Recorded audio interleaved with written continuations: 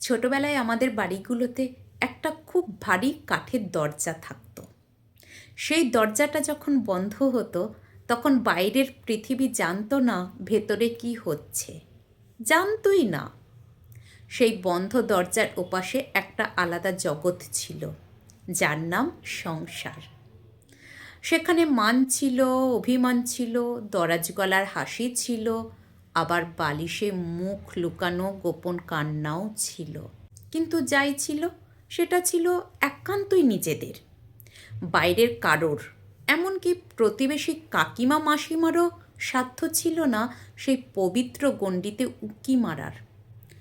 লজ্জা বা আড়াল শব্দগুলো তখন আমাদের ভূষণ ছিল, দুর্বলতা নয়। কিন্তু জানেন কি, খুব নিঃশব্দে আমাদের অজান্তে সে কাঠের দরজাটা উইপোকার মতো কুরকুরে খেয়ে ফেলছে এক নতুন নেশা। এখন আর আমাদের কোনো দেওয়াল নেই, আমরা এখন স্বেচ্ছায় এক কাঁচের ঘরে বাস করি, যেখানে আমাদের ঘুম থেকে ওঠা, আমাদের প্রেম, আমাদের কান্না সব কিছুই রাজপথের ধুলোয় গড়াগড়ি খায়। চারপাশে একটু ভালো করে তাকিয়ে দেখুন, একটা অদ্ভুত সর্বগ্রাসী অসুখে আচ্ছন্ন পুরো সমাজ। সকালে ঘুম ভাঙার পর চোখের পিছুটি পরিষ্কার করা থেকে শুরু করে কার সাথে রিকশায় উঠছি, কোথায় যাচ্ছি, কী কিনছি, জীবনের প্রতিটা তুচ্ছ নগণ্য মুহূর্ত এখন ব্রেকিং নিউজ। জীবনটা এখন আর যাপনের বিষয় নয়, এটা এখন একটা 24 ঘন্টার লাইভ পারফরমেন্স। এখানে একটা খুব জরুরি বিষয় পরিষ্কার করা দরকার। অনেকেই বলেন এটাই তো ডেলি ব্লগিং। না বন্ধু, ভুল করছেন, গুলিয়ে ফেলবেন না। ব্লগিং একটা শিল্প হতে পারত, এবং অনেকেই সেটা খুব সুন্দরভাবে করেন। ব্লগ মানে হলো আপনার জীবনের মাধ্যমে একটা গল্প বলা। আপনি হয়তো খুব ভালো রাঁধতে জানেন, হয়তো আপনি কোনো দুর্গম পাহাড়ে ঘুরতে গেছেন, কিংবা আপনি এমন কোনো কাজ করেন যা দেখে 10টা মানুষ নতুন কিছু শিখবে, অনুপ্রাণিত হবে। যেখানে আপনার মেধা বা সৃজনশীলতা প্রকাশ পায়, সেটাই আসল ব্লগিং, নতুন ক্রিয়েশন। কিন্তু যখন একজন মানুষের সৃজনশীলতা ফুরিয়ে যায়, যখন দেখানোর মতো কোনো গুণ আর অবশিষ্ট থাকে না, ঠিক তখনই শুরু হয় আত্মবিপণন বা নিজেকে বিক্রি করা। তখন সে ভিউজের লোভে নিজের প্রাইভেসি বা গোপনীয়তা নিলামে তুলতে শুরু করে। আর ঠিক তখনই শিল্প এবং অশ্লীলতার সীমারেখাটা মুছে যায়। এই অবক্ষয়টা যে কতটা গভীরে শিকড় গেড়েছে তা বোঝা যায় যখন আমরা হাসপাতালের করিডরে দাঁড়াই।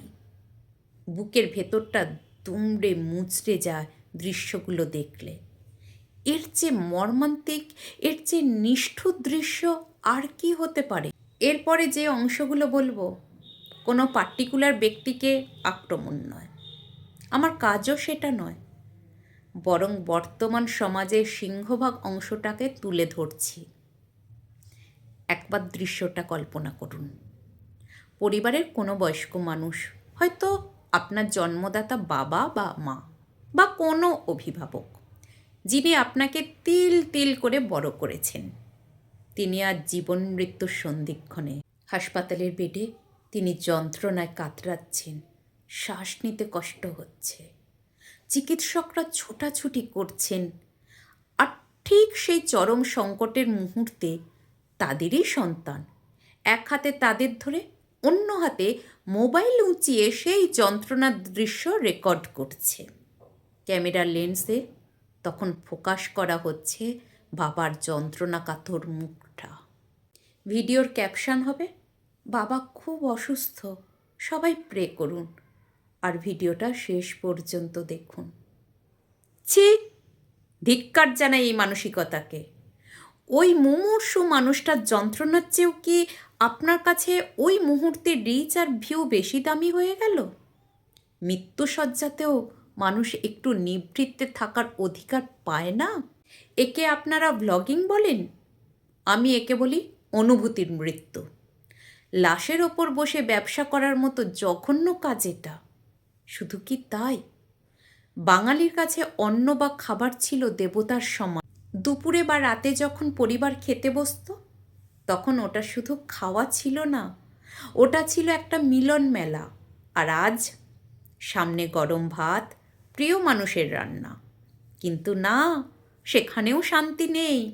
এক গ্রাস ভাত মুখে তোলার আগেও 10টা অ্যাঙ্গেল থেকে ভিডিও করতে হবে। গাইজ, আজ আমি কি দিয়ে খাচ্ছি দেখো। খাবারটা কি ঠান্ডা হয়ে যাচ্ছে না? জিহায় স্বাদ পাওয়ার আগে কি লেন্সের ফোকাস ঠিক করতে হচ্ছে না? যে সময়টা পরিবারের সাথে গল্প করে হাসাহাসি করে কাটানোর কথা, সেই সময়টা কাটে ক্যামেরার দিকে তাকিয়ে কৃত্রিম হাসি হেসে। আপনারা খাচ্ছেন কম আর দেখাচ্ছেন বেশি। আপনারা স্বাদ নিচ্ছেন না, আপনারা শট নিচ্ছেন। আর সবচেয়ে ভয়ঙ্কর হলো, বর্তমানে চারদিকে ছড়িয়ে পড়া হাজার হাজার স্বামী স্ত্রীর এরকম প্রদর্শনী। শোবার ঘর আর সদর রাস্তার মধ্যে যে একটা সূক্ষ্ম সুতোর ব্যবধান থাকে, সেটা আপনারা ছিঁড়ে ফেলেছেন। নিজেদের একান্ত মুহূর্ত, ঝগড়া, মান অভিমান সব কিছুই যখন স্ক্রিপ্ট মেনে ক্যামেরার সামনে করা হয়, তখন সেই সম্পর্কের গভীরতা বলে কি আর কিছু থাকে? হাজার হাজার অচেনা মানুষ আপনাদের বিছানার চাদরের রং চিনে ফেলছে, আপনাদের দাম্পত্য কলহের সাক্ষী থাকছে। এতে কি আপনাদের আত্মসম্মানে বাঁধে না? আমার মাঝে মাঝে খুব জানতে ইচ্ছে করে, এই 24 ঘন্টা ক্যামেরা অন করে রাখা মানুষগুলো আসলে বাঁচেন কখন? ঘুম থেকে ওঠা, প্রিয়জনের হাতে হাত রাখা, সন্তানের গায়ের গন্ধ নেওয়া, কিংবা নিছকই চুপ করে বসে থাকা, এগুলো তো জীবনের অক্সিজেন। এগুলোকে যখন আপনারা বাজারে পণ্য হিসেবে সাজিয়ে দেন, তখন আপনাদের নিজেদের বলে আর কি অবশিষ্ট থাকে? টাকার বিনিময়ে কি আমরা আমাদের অস্তিত্বকে বিক্রি করে দিচ্ছি না? আমি একটা কথায় মনে প্রাণে বিশ্বাস করি, এবং আজ কোনো রাখ ঢাক না রেখেই বলছি, ব্যক্তিগত জীবন কখনোই পাবলিক প্রপার্টি হতে পারে না। আপনার আনন্দ, আপনার চোখের জল, আপনার পরিবারের সুরক্ষা, এগুলো অমূল্য রত্ন। এগুলোকে সস্তা লাইক আর কমেন্টের জন্য নিলামে তুলবেন না। কিছু কথা, কিছু মুহূর্ত শুধু নিজের বুকের ভেতর আগলে রাখার নামই জীবন। যারা সত্যিকারের শিল্পী, তারা কাজ দিয়ে মানুষকে মুগ্ধ করেন, নিজের হাঁড়ির খবর বেচে নয়। দোহাই আপনাদের, জীবনটাকে বিগ বসে সেট বানাবেন না। ক্যামেরাটা মাঝে মধ্যে বন্ধ রাখুন। বিশ্বাস করুন, আপনার জীবনের মুহূর্তগুলো আপনি শেয়ার করতে চাইছেন, তো শেয়ার অবশ্যই করা উচিত। খুশি আনন্দ মানুষের মধ্যে ভাগ করতে চাইছেন, তা অবশ্যই করা উচিত। এতে আনন্দ বাড়ে এবং কষ্ট কমে। কিন্তু আপনার ব্যক্তিগত জীবন অতিরিক্ত বেশি শেয়ার করা আপনার জন্যই আসলে হানিকারক, ভয়ঙ্করভাবে ক্ষতিকারকও। জীবনটা অনেক বেশি সুন্দর, অনেক বেশি পবিত্র। টাকা হয়তো অনেক আসবে, কিন্তু দিন শেষে আয়নার সামনে দাঁড়িয়ে যেন নিজের চোখে চোখ রেখে বলতে পারেন, আমি মানুষ ছিলাম, আমি পণ্য হইনি।